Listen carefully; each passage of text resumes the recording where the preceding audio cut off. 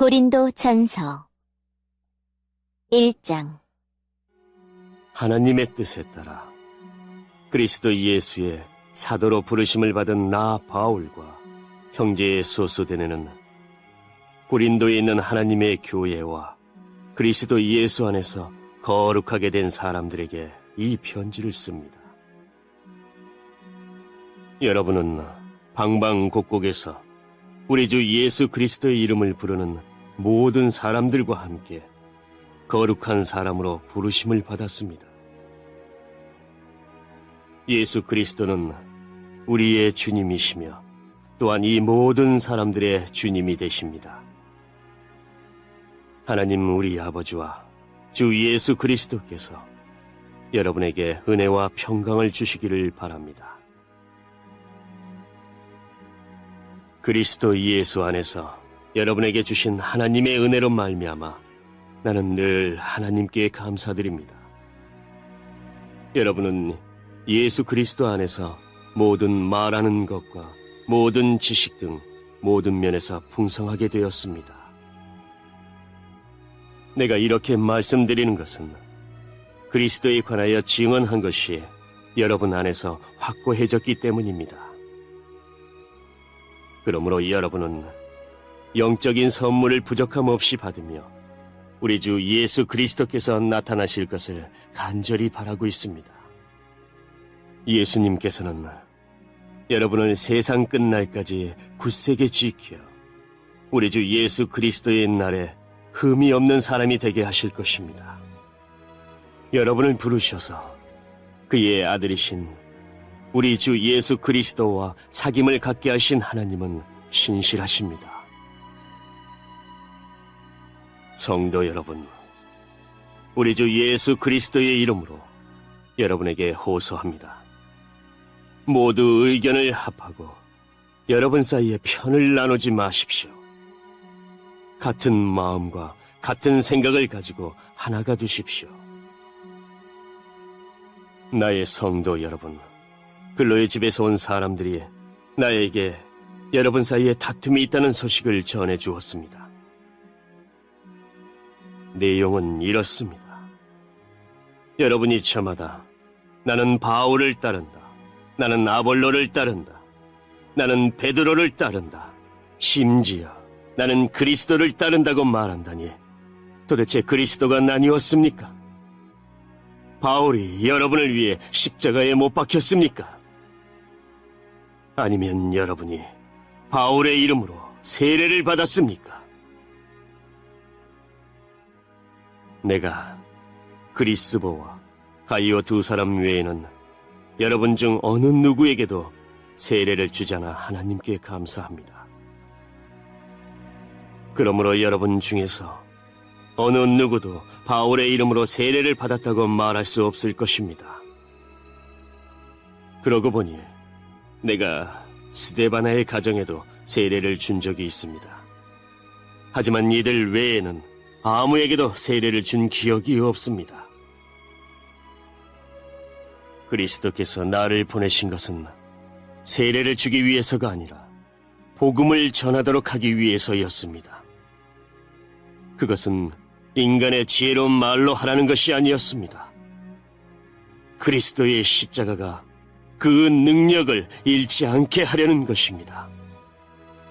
십자가에 관한 말씀이 멸망할 사람들에게는 어리석은 것에 불과하지만 구원받은 우리에게는 하나님의 능력입니다. 성경에 이렇게 기록되어 있습니다. 내가 지혜로운 사람들의 지혜를 멸하고 지식 있는 사람들의 지식을 물리치리라. 지혜 있는 사람이 어디 있으며 학자가 어디 있습니까? 이 시대의 변론가가 어디 있습니까? 하나님께서 이 세상의 지혜를 어리석게 하지 않으셨습니까?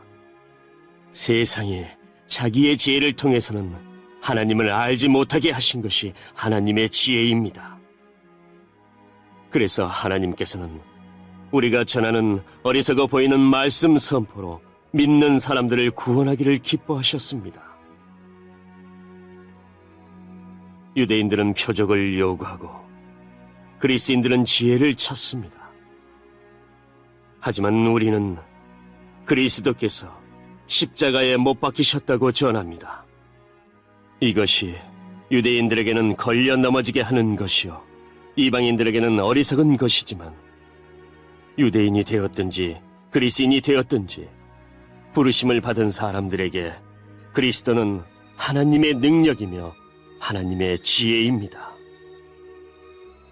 하나님의 어리석음이 사람의 지혜보다 더 지혜로우며 하나님의 약함이 사람의 강함보다 더 강합니다. 성도 여러분, 하나님께서 여러분을 부르셨을 당시 여러분의 모습이 어떠했는지를 생각해 보십시오. 세상의 표준으로 볼 때 지혜 있는 사람이 많지 않았고 권력 있는 사람도 많지 않았으며 가문 좋은 사람도 많지 않았습니다.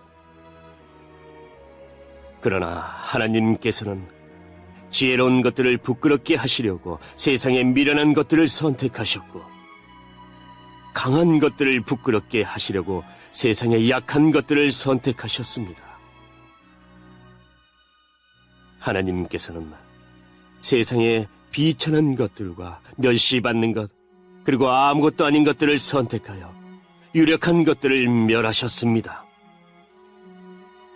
이것은 하나님 앞에서 어느 누구도 자랑하지 못하게 하기 위해서였습니다.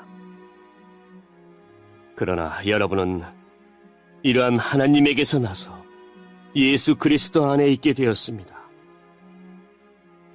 예수님은 하나님께로부터 오는 우리의 지혜와 의와 거룩함과 구속이 되셨습니다. 그러므로 성경에 기록되었듯이 자랑하는 자는 주님 안에서 자랑하십시오.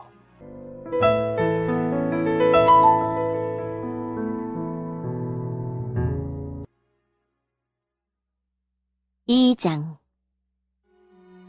성도 여러분, 나도 여러분에게 가서 하나님의 비밀을 전하였을 때 웅변술이나 탁월한 지혜를 가지고 전한 것이 아니었습니다.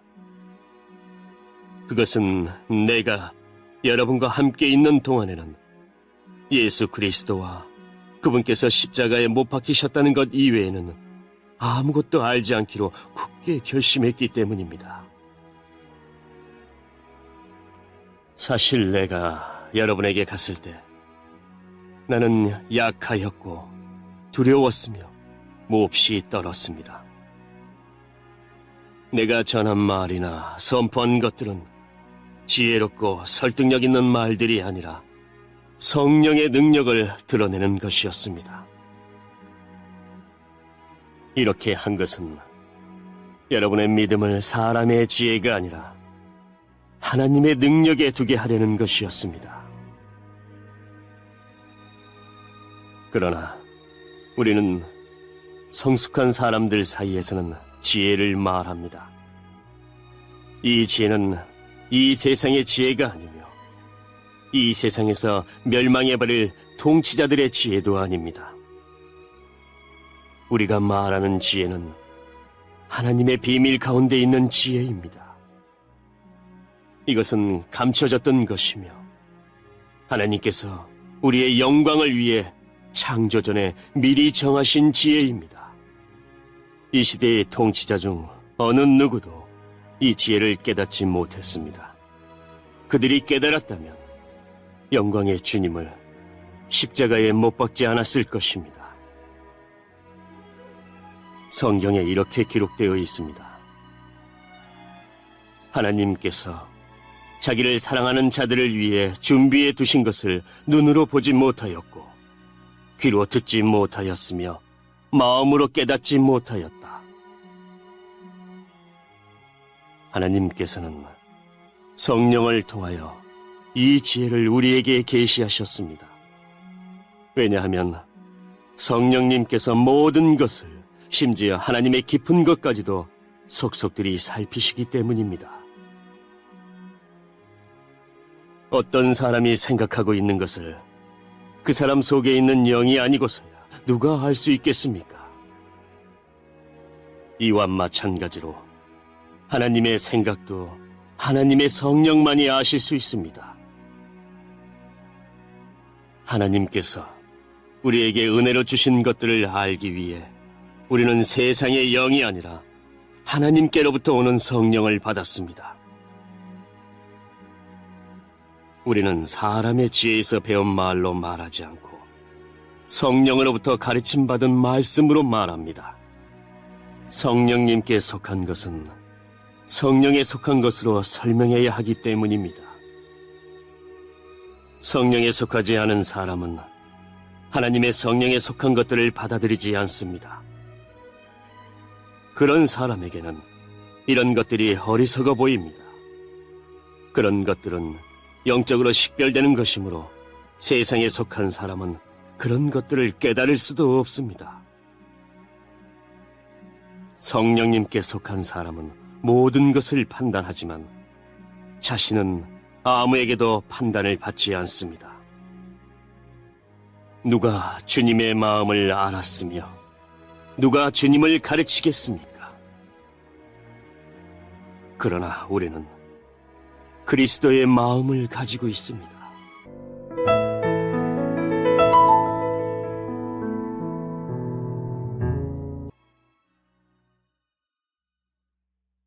삼장.